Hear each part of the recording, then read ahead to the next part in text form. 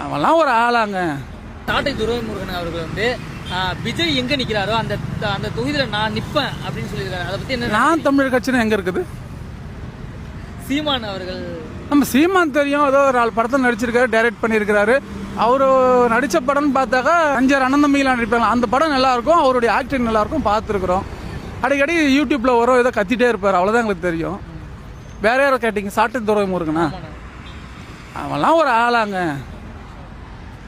என்கிட்ட மைக் அடிச்சு என்கிட்ட யூடியூப்ல நாங்கள் தாங்க பேசலாங்க. நான் பப்ளிசிட்டி ஆகணும், எது வேணாலும் பேசலாங்க.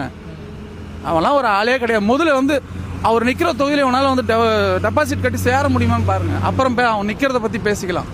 முதல்ல டெபாசிட் வாங்குவியா?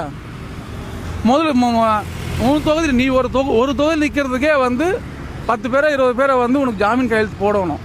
அதுக்கு வருவாங்களா பார்த்துக்க, அப்புறம் நீ நிற்கிறத பற்றி பேசிக்கலாம்.